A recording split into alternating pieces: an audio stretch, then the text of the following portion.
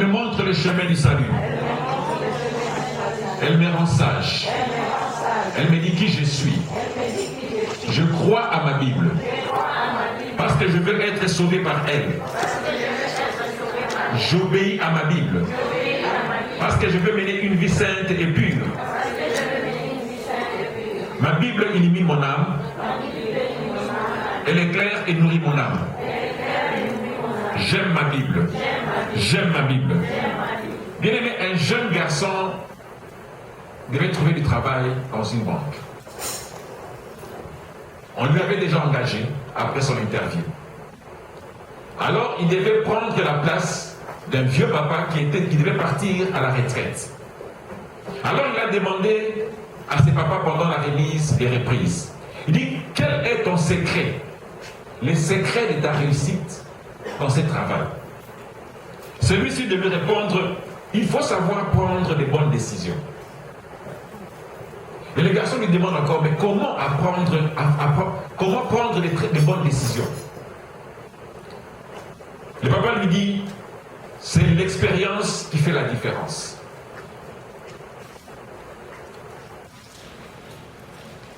Maintenant, le garçon lui pose encore la question, mais comment est-ce que j'aurai cette expérience? Le papa, donc il lui répond encore, il dit, tout simplement en prenant des mauvaises décisions. Amen. Mais ne trouvez-vous pas que l'expérience, c'est un professeur difficile?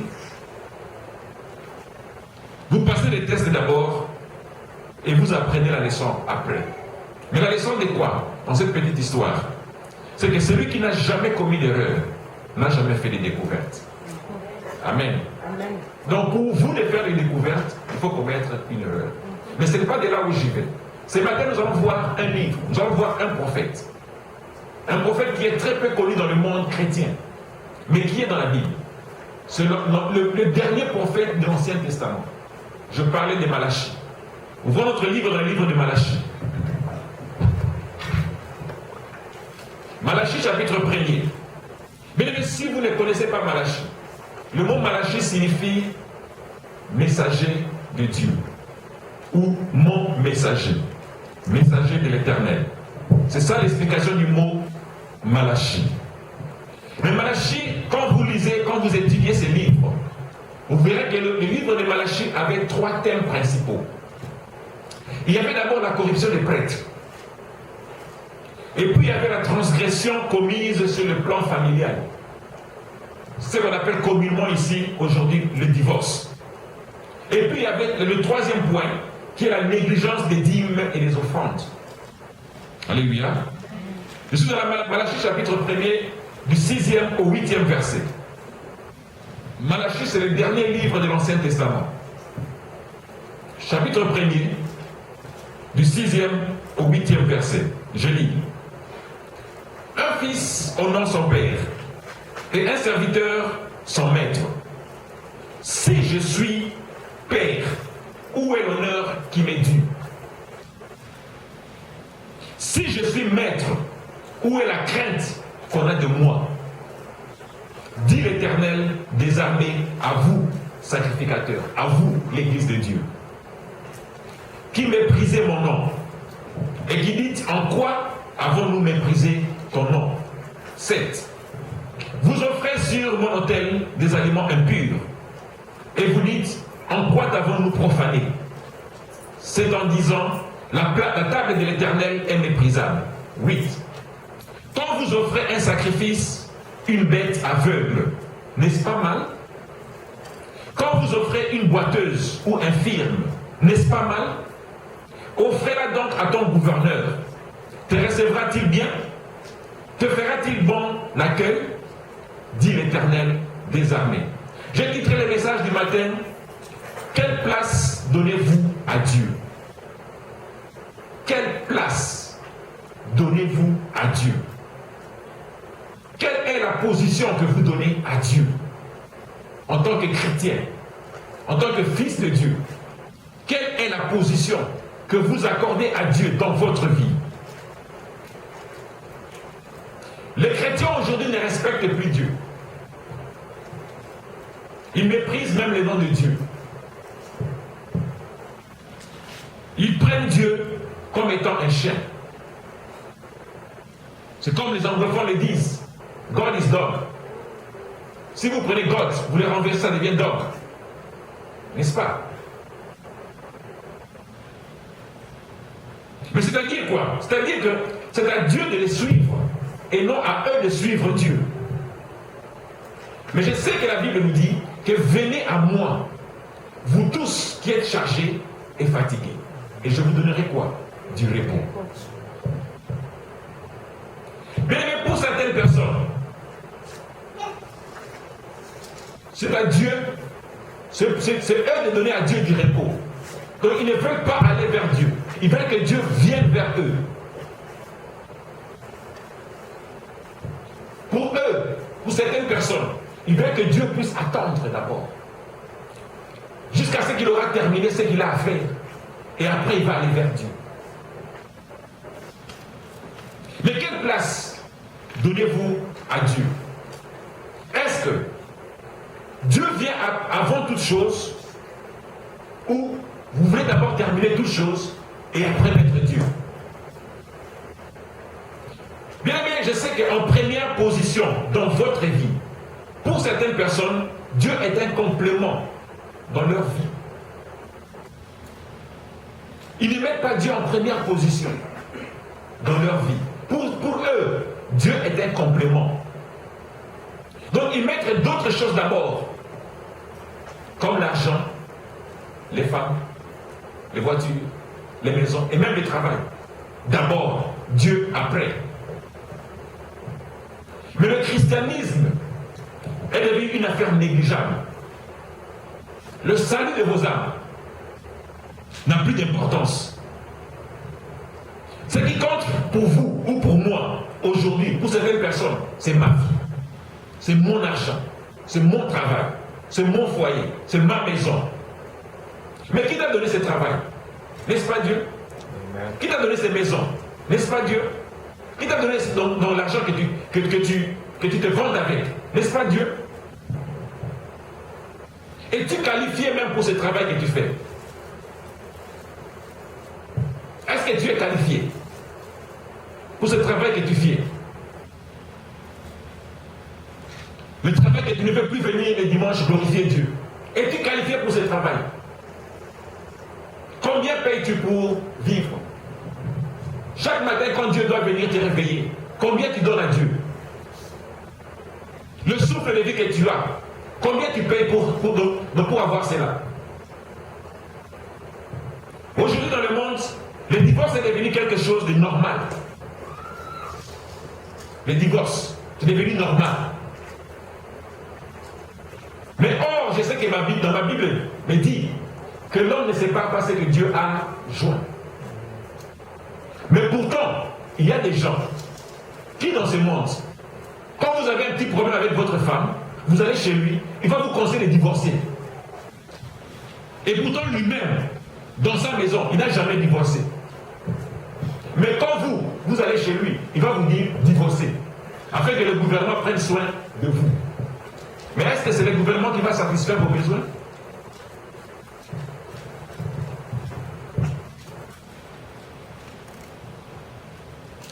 Que dit la Bible par rapport au divorce? Que l'homme ne sait pas ce que Dieu a joint. Ces gens sont des chrétiens. Ils vont même à l'église le dimanche. Ils donnent même leurs offrandes. Ils paient même leurs dîmes. Mais ils vont te dire divorcer. Alléluia. Amen. Les chrétiens sont devenus plus mondains que le mondain même. Le comportement des chrétiens d'aujourd'hui laisse à désirer. On se demande quelle est la position de Dieu dans notre vie de chrétiens. La Bible nous dit cherchez premièrement le royaume et la justice de Dieu. Et tout le reste, ça sera, donc ça va vous être donné. Mais premièrement, c'est qui? C'est Dieu. Le reste, c'est quoi? C'est le travail que vous courez derrière. C'est l'argent que vous courez derrière. C'est les femmes que vous courez derrière. C'est les hommes que vous courez derrière. C'est les maisons que vous courez derrière. Ce sont les restes. Mais d'abord, votre âme. Ce qui est beaucoup plus important, c'est votre âme. Alléluia. Les autres choses viennent en seconde position. après Dieu. Mais qu'est-ce que nous remarquons aujourd'hui? Exactement le contraire. Les gens mettent Dieu en seconde position et mettent leurs histoires en première position. Malachie nous dit quelque chose. Au chapitre 1er, le verset 6. Il dit, si je suis père, où est l'honneur qui m'est dû? Ça, c'est Dieu qui pose à Malachie la question. Il pose aux enfants d'Israël la question. Il dit, si vous m'appelez votre père, où est l'honneur qui m'est dû? Je ne pense pas que ma fille là viendra ici en posant tout le monde, je fais son père. Ou bien injurer son père. Never. Il will never happen. Pourquoi? Parce qu'il lui donne la valeur. Il lui donne l'honneur en tant que père. Et partout où il va, il dit ça c'est mon père. That's my dad. Alléluia. Je vais vous raconter un petit témoignage. Je n'étais même pas là. J'étais à Cotonou quand on était encore en Afrique. Il y a un ami qui était venu à la maison pour visiter ma femme. Mon fils était sorti. Quand il est rentré, il a directement ouvert la porte, il est entré dans la maison. L'ami, c'est un blagueur. Il aime beaucoup blaguer. Il dit à mon fils, tu ne tapes pas la porte avant d'entrer. Il lui répond, this is my dead house. C'est ça l'honneur que nous devons donner à Dieu. C'est ça l'honneur. L'enfant dit que ça c'est la maison de mon père. Je n'ai pas le droit de taper avant d'entrer. S'il est votre père, où est l'honneur que vous lui donnez? Si Dieu est votre père, où est l'honneur qui lui est dû? Certaines personnes honorent leur bien plus que Dieu. Ils honorent leur femme ou leur mari plus que Dieu. Ils honorent leur travail plus que Dieu. Ils honorent leur voiture plus que Dieu. Je vous ai raconté l'histoire de cet homme qui s'est suicidé. Pourquoi? Parce qu'il avait tapé son enfant et que son enfant avait les doigts coupés. Pourquoi? À cause de la voiture. Il avait acheté une très belle voiture, très neuve. Au Canada, c'est toujours le crédit. Ça lui coûtait trop cher. Et quand il était en train de nettoyer la voiture, l'enfant est venu de l'autre côté. Il a écrit I love you, dad. C'est ce que l'enfant avait écrit sur la voiture. Il a dit I love you, dad. L'enfant était fier de son père, de voir que son père avait acheté une très belle voiture. Mais son père, dans l'inconscience, parce qu'il avait l'amour de la voiture, parce qu'il n'a pas compris qu'est-ce que l'enfant faisait. Il a pris une clé à molette, il a tapé les doigts de l'enfant. Et les doigts sont cassés. Quand on l'a amené à l'hôpital, on devait couper les doigts. Et l'enfant sur le lit de l'hôpital demandait à son père, quand est-ce que mes doigts vont pousser? Le papa était crazy, il était malade. Quand il est sorti, il est allé se suicider. C'est ça ce que le diable peut faire. Si je suis père, quel est l'honneur qui m'est dû? Cet enfant-là n'avait rien fait de mal. Juste, elle était fière de son père. Mais son père avait mal compris. Alléluia.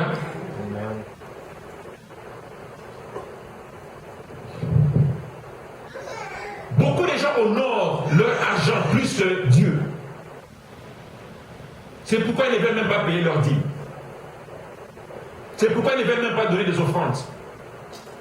Pourquoi? Parce qu'ils mettent de l'argent d'abord, mais ils mettent Dieu après. Pour eux, c'est facile de donner à quelqu'un $100, à un homme $100. C'est facile. Mais quand ça vient à Dieu, pour lui donner des offrandes, c'est $5. On donne à Dieu. Si je suis père, quel est l'honneur qui m'est dû? Quelle place donnez-vous? Quelle place donnez-vous à Dieu? Vous donnez à un homme $100 et l'offrande vous donnez $5 à Dieu qui vous a créé, qui vous donne le souffle de vie. Vous honorez les hommes plus que Dieu qui vous a créé. Celui qui vous donne le souffle de vie chaque matin. Celui qui vous réveille chaque matin. Celui qui vous protège pendant 24 heures. Celui qui vous garde pendant 86 450. Quelle place donnez-vous à Dieu? Que toute l'honneur, toute la gloire revienne à Dieu et à Dieu seul. C'est ce que la Bible nous dit. La Bible nous dit que Dieu ne partage pas sa gloire avec un homme. Notre Dieu est un Dieu jaloux. Mais quelle place donnez-vous à Dieu? Quelle place donnez-vous à Dieu? Si vous le considérez comme étant votre maître, parce que la deuxième partie elle dit que si je suis maître, où est la crainte qu'on a de moi? Il dit si je suis maître, où est la crainte que vous avez de lui? Si vous considérez Dieu comme étant votre maître, Mais où est la crainte que vous avez de lui? La Bible nous dit que la crainte de l'Éternel, c'est le commencement de la sagesse. Et la sagesse, c'est quoi? C'est juste la connaissance de Dieu, la crainte de Dieu. Dieu n'est autre que Dieu ne veut autre que le respect de ses commandements. C'est ce que Dieu vous demande. Le respect de ses commandements. Et ces commandements ne sont pas difficiles. Non. Il n'y a pas de conditions négatives dans le commandement de Dieu. Il te dit, crois seulement et tu verras la gloire de Dieu. Crois seulement et tu verras la gloire de Dieu. Crois seulement et tu verras la gloire de Dieu. C'est ce que nous dit la Bible. Ça, son unique condition, c'est quoi? La foi. C'est ça la condition de Dieu. La foi. Crois. La foi. Bien aimé, si vous allez chez un charlatan, ou un féticheur, ou un marabout, quand il va vous demander d'amener une chèvre jaune, vous allez même chercher dans votre village s'il y a une chèvre jaune pour l'amener ça chez les charlatans. Même s'il faut voler, vous allez le faire. N'est-ce pas? Alléluia. Je crois que les gens ne vont pas me haïr aujourd'hui. Si vous allez chez un marabout, un charlatan, il vous demande de lui amener une poule rouge. Vous allez chercher, vous allez même voyager des kilomètres pour aller chercher la poule rouge. Mais quand Dieu vous dit crois sans condition, crois seulement, vous mettez des doutes. Pourquoi? Pourquoi? Où est votre crainte s'il est votre maître? Où est votre crainte si Dieu est votre maître? Où est le respect que vous lui devez en tant que votre maître? Un esclave obéit à son maître. Tout ce que le maître dit, l'esclave le fait sans demander pourquoi. C'est comme un militaire. En armée, on dit d'abord exécute et puis dépose la question après. On nous appelle l'armée de Dieu. Nous, tous les chrétiens aujourd'hui, nous sommes l'armée de Dieu. Mais pourquoi posez-vous des questions avant de réagir? Quand Dieu vous dit crois, pourquoi demandez-vous mais pourquoi je dois croire? Il dit que si je suis votre maître, donc où est la crainte que vous me donnez? Au verset 7, on nous dit vous offrez sur l'autel des aliments impurs. Vous offrez à Dieu, à l'église, des aliments impurs. C'est quoi ça, des aliments impurs? Je vous ai dit que quand vous donnez à quelqu'un $100 et vous venez chez Dieu $5, c'est un aliment impur. Alléluia. Ne soyez pas distraits, s'il vous plaît. Vous offrez sur mon autel des aliments impurs. Quand vous donnez à Dieu $5 et quand vous sortez dehors, quelqu'un vient vous demander donnez-moi $100 et vous lui donnez $100. N'est-ce pas un aliment impur, ça? Souvent on dit God manage it. God try to manage this one. Prenez $5, le reste de votre poche, God manage it.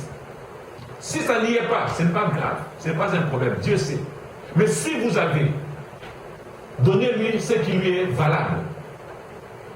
Alléluia. Donnez à Dieu ce qui est valable. Vous méprisez la table de l'Éternel quand vous donnez à Dieu le déchet de votre revenu. J'appelle cela déchet. Pourquoi? Parce que $5, même notre petit-fils David ne va même pas acheter quelque chose avec ça à ce pasteur. Peut-être des bonbons.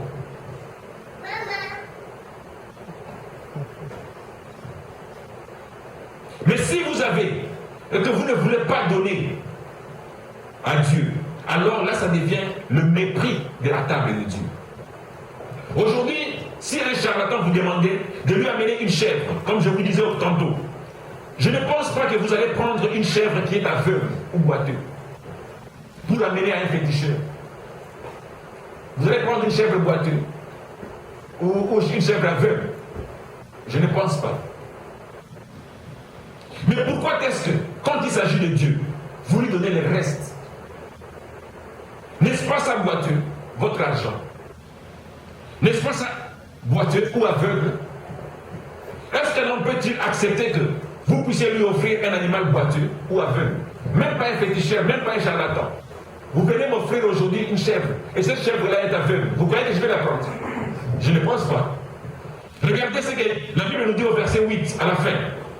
Il dit, quand vous en offrez une boiteuse ou infirme, n'est-ce pas mal? Offrez-la donc à votre gouverneur. Te recevra-t-il bien? Te fera-t-il bon accueil?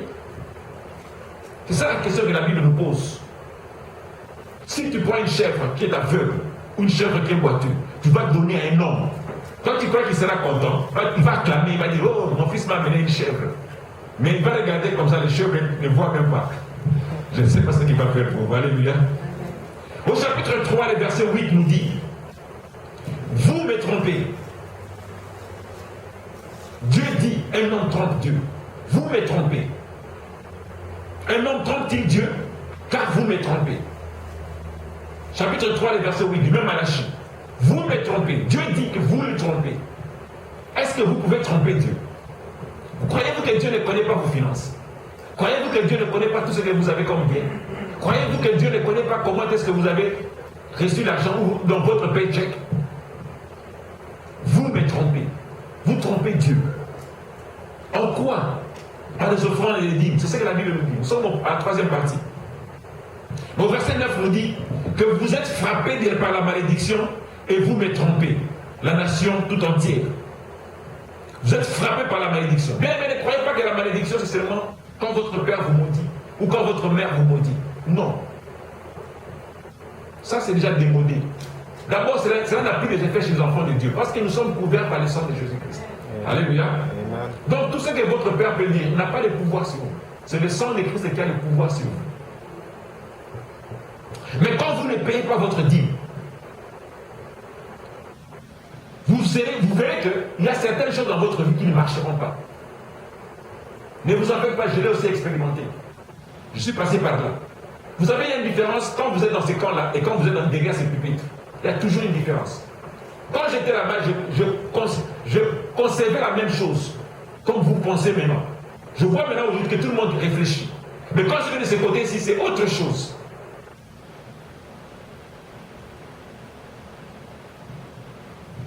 Quand vous ne payez pas vos dîmes, mais il y a certaines choses qui vont vous suivre dans la vie, que vous n'allez pas comprendre pourquoi ça. Alléluia. Certaines choses ne vont même pas marcher pour vous. Vous pourriez peut-être avoir besoin du travail. Et pourtant, vous êtes qualifié. Vous avez tous les documents possibles. Mais il y a des gens qui ne sont pas qualifiés, qui sont engagés, mais vous, on vous met de côté. Peut-être c'est parce que vous ne payez pas votre dîme. La Bible, la dîme a un secret que vous allez le voir. Alléluia. Amen. Tu ne respectes pas les commandements de Dieu. Tu ne respectes pas les commandements de Dieu. Parce qu'il y a des bénédictions pour ceux qui payent leur dîme. Regardons le verset 11. Qu'est-ce que nous dit le verset 11? Pour vous, je menacerai celui qui dévore. Je menacerai celui qui dévore. C'est ce que Dieu dit. Pour vous, je menacerai celui qui dévore. Qui est le dévoreur? C'est le diable, Satan. C'est Dieu qui va les menacer. Qui est supérieur à Satan? C'est Dieu. Il n'y a que Dieu qui peut dire à Satan, tais-toi, que Satan se tait. Il dit que pour vous, je menacerai celui qui dévore. Bien aimé, quand tu ne payes pas ta dîme, tu ouvres la porte au diable. Tu ouvres la porte au diable. La dîme, c'est pour qu'il y ait de la nourriture dans la maison de Dieu. Il dit pour vous, je menacerai celui qui dévore. Et il ne vous détruira pas les fruits. Il ne vous détruira pas les fruits de la terre. Et la vigne ne sera pas stérile dans vos campagnes. Ça, c'est Dieu qui dit. Donc, si vous payez votre dîme, vous ne manquerez jamais à manger. Vous ne manquerez jamais à boire. Vous ne manquerez jamais du travail. La faveur de Dieu va vous accompagner partout. Les portes qui étaient fermées seront ouvertes pour vous. Mais il y a des mois, on est venu me proposer plusieurs fois de prendre un poste au travail, mais je refuse. Pourquoi? Parce que je paye ma dîme. Il y a des faveurs qui vont vous suivre sans toutefois les comprendre. La dîme. Qu'est-ce que nous faisons avec la dîme dans l'église? Vous voyez ces équipements? C'est l'argent de votre dîme. La dîme, la salle que nous louons ici, c'est l'argent de votre dîme. La dîme, Dieu merci que nous avons des chaises. Mais pour certains endroits, on doit acheter des chaises. C'est la dîme. C'est on fait avec ça, on achète avec ça les dîmes. Alléluia. Alors Dieu veut, au verset 18, Dieu veut que nous puissions faire la différence entre ceux qui les servent et ceux qui ne les servent pas. Je vous ai dit que l'Église est devenue plus mondaine que le mondain. C'est-à-dire maintenant il y a une petite confusion. On ne sait pas qui prie ou qui ne prie pas. Qui va à l'église et qui ne va pas à l'église. Qui sert Dieu et qui ne sert pas Dieu. Mais la Bible nous dit, Dieu veut qu'il puisse qu'il y ait la différence. La différence viendra où? C'est en payant vos dîmes. Quand vous payez vos dîmes, la faveur de Dieu va descendre sur vous. Et là maintenant, vous allez voir la différence qu'il y a entre un chrétien et un non-chrétien. Là, maintenant, quand vous allez, vous cherchez du travail, vous payez votre dîme, vous êtes chrétien. Il y a quelqu'un d'autre qui est un non-chrétien, qui ne paye pas sa dîme. On va vous prendre, on va lui laisser. C'est ça que la Bible nous dit. Qu'il y a la différence entre les justes et les méchants. Mais il y a un message par la grâce de Dieu, très bientôt on va les sortir, quand le Saint-Esprit va les vouloir. Pourquoi les méchants prospèrent-ils? Et les enfants de Dieu restent derrière. Pourquoi est-ce que les non-croyants ont des belles voitures, des belles maisons, mais nous les chrétiens, nous n'avons pas tout cela? Ils sont apparemment supérieurs par rapport à nous. Mais en réalité, ce n'est pas ça. Nous sommes supérieurs par rapport à eux. Mais pourquoi les méchants prospèrent-ils? Vous savez qu'il y a des gens dans ce monde qui ne vont jamais à l'église, mais qui supportent l'œuvre de Dieu. Il y a des gens comme ça dans ce monde qui ne vont jamais à l'église, mais qui supportent l'œuvre de Dieu. Ils peuvent venir ici, ils regardent et disent, oh, ça, what do you want? Say, no, we need a building. Okay, I'll give you a building. I have 5 buildings, so take the one. Donne ça pour Dieu. Et ces gens-là sont bénis. Ils sont bénis, mais ils ne payent pas leur dîme, mais ils supportent, ils donnent des dons. Ça, ce sont les dons. Ce n'est pas la dîme. Ils donnent des dons à l'église. Ils supportent l'œuvre de Dieu. Je peux vous prendre l'exemple du plus grand milliardaire du monde, Bill Gates. Il ne va jamais à l'église. Mais toutes les églises du monde sont supportées très souvent par lui. Quand vous avez l'opportunité de voir Bill Gates, vous dites que l'église a ceci, il vous donne l'argent. Mais il ne va jamais à l'église. Alléluia. Pourtant, nous les chrétiens, nous qui sommes dans la maison de Dieu, les gens de l'extérieur donnent pour Dieu. Et ils donnent des milliards. Mais nous les chrétiens, ce que Dieu nous a bénis avec, nous ne pouvons pas les donner. On lui donne 5 $. Alléluia. Où est-ce que nous mettons Dieu dans notre vie? Quelle est la place que vous accordez à Dieu dans votre cœur? Ce même livre de Malachie est comparé à la vie chrétienne d'aujourd'hui. Si on compare ce livre avec les chrétiens d'aujourd'hui, ceux qui ne veulent pas écouter la voix de l'Éternel, ceux qui ne veulent pas se repentir pour venir à l'Éternel, Dieu ce matin vous dit, revenez à moi et je reviendrai vers vous. Dieu dit, revenez à moi et je reviendrai vers vous. Alléluia. Il n'est jamais trop tard, mes bien-aimés, jusqu'à ce qu'il soit trop tard. Il n'est jamais trop tard, jusqu'à ce qu'il soit trop tard. Les morts n'adorent pas Dieu. Il n'y a pas de repentance dans le séjour des morts. Le temps de la repentance, c'est maintenant. Si tu te repens et tu dis, Seigneur, aide-moi, je veux commencer à payer ma dîme. Ouvre mes portes. Bien aimé, tu verras que Dieu est fidèle et juste pour pouvoir accomplir ta volonté. S'il n'a pas menti avec Abraham, comment mentira-t-il avec toi? S'il n'a pas menti avec Sarah, comment mentira-t-il avec toi? S'il n'a pas menti avec Paul, comment mentira-t-il avec toi? Paul, un grand exécuteur, se retrouve aujourd'hui au paradis. Et pourtant, criminel. Tu n'es même pas criminel. Tu ne tues personne.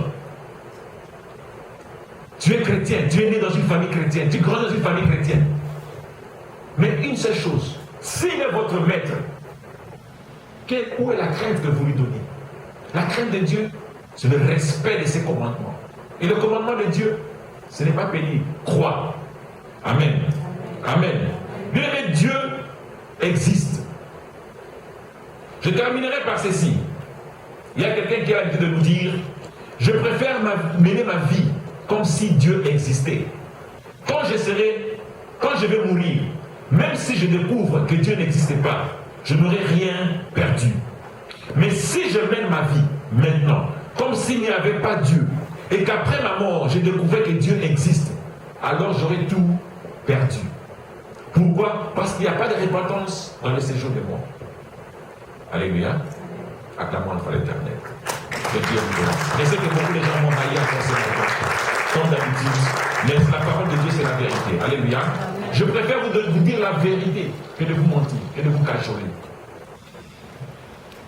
Lèvons-nous. Nous allons nous repentir tous. Je sais que d'une façon ou d'une autre, nous n'avons pas été fidèles à Dieu, à pouvoir payer nos dîmes, ou à pouvoir nous donner des offrandes. D'une façon ou d'une autre, tout un chacun de nous. Nous crions chaque jour. Nous vous disons chaque jour, nous avons besoin de ceci. Regardez maintenant, nous avons besoin des micros sans fil. On a besoin des micros, parce que la chorale maintenant est bien organisée. Mais où est-ce qu'on aura de l'argent? Cette salle, maintenant, nous devons les payer 2 fois plus cher que ce qu'on payait auparavant.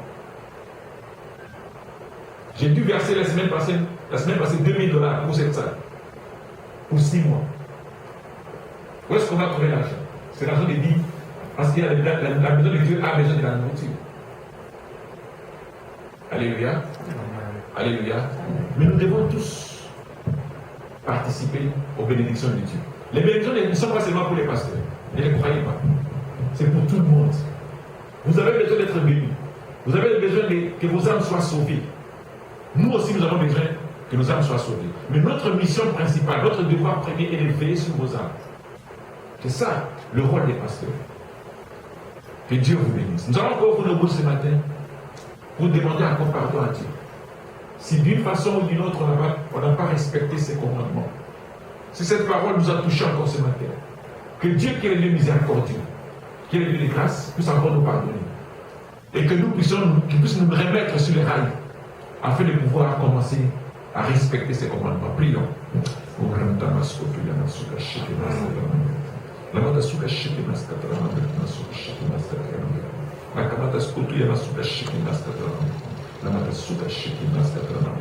Oh Dieu Tout-Puissant, ayez pitié de moi, Seigneur, Dieu des armées. Si d'une façon ou d'une autre, je n'ai pas pu respecter tes commandements, mon Dieu, je me réponds encore ce matin, Papa. Je me réponds encore ce matin, Seigneur. Pardonne-moi, Jésus-Christ de Nazareth. Papa, aide-moi, Seigneur, Dieu des armées. Donne-moi ta grâce afin de pouvoir commencer à payer toutes mes dîmes, Seigneur, Dieu des armées. Afin de pouvoir te craindre comme étant mon maître et comme étant mon Père, Seigneur, Dieu des armées. Nous te disons encore merci, Seigneur.